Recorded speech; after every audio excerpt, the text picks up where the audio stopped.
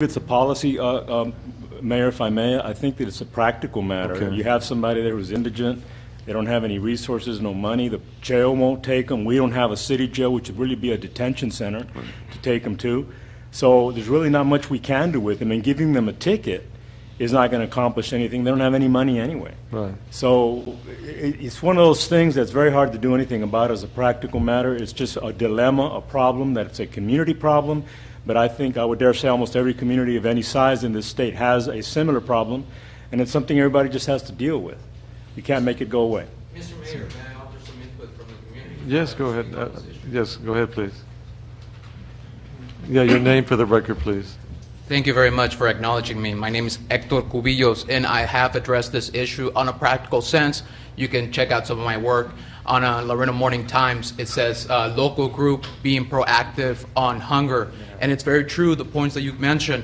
There is no policy which you can address and say we're going to give these people a ticket and get them off the street. For the past year, I've been involved in what I call Operation Feed the Homeless.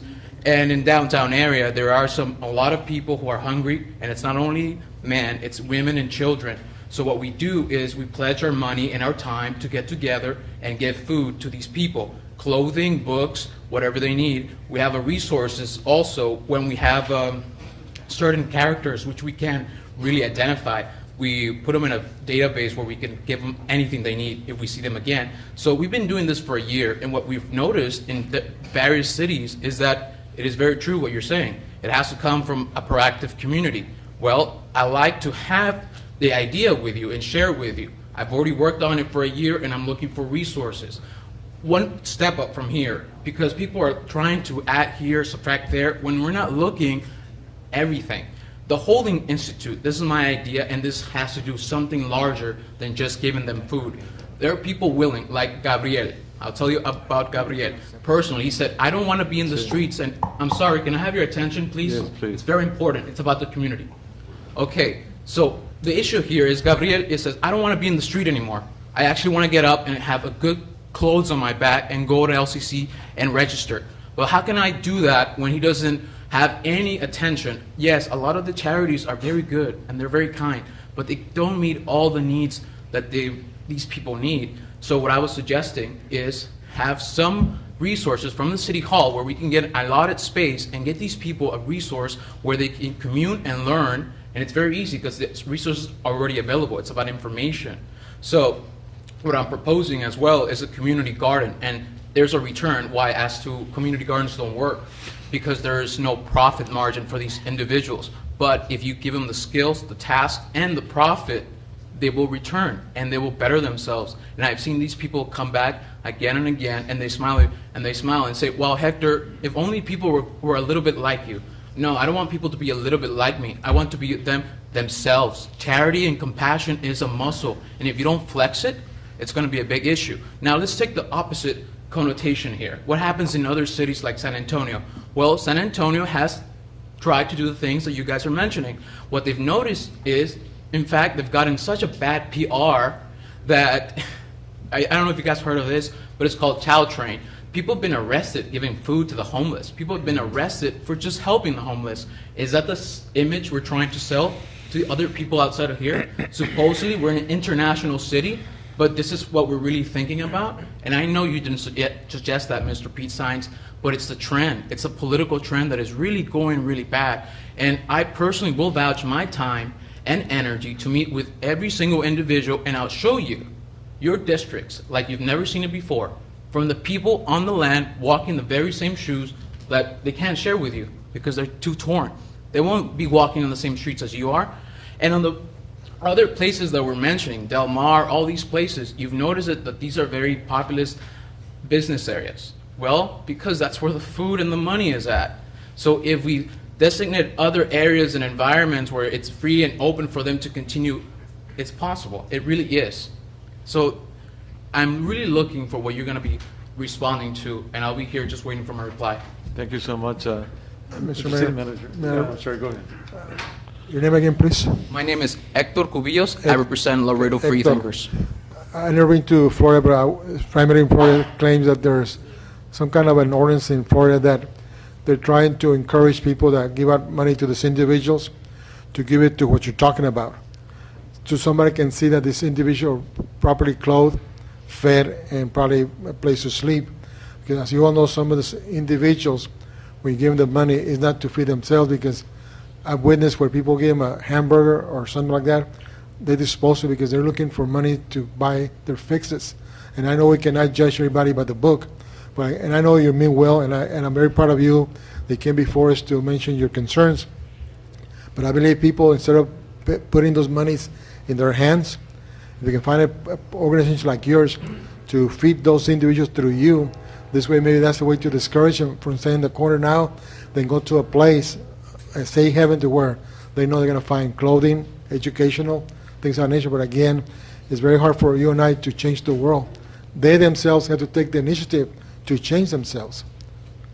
That is very true, sir. That is why we don't offer them money. We're not foolish enough to say, here, have all this money and go crazy. No. What we're offering them is an opportunity, a platform, an environment in which they, out of personal choice, if they want to, they can come and join us. Because it is true.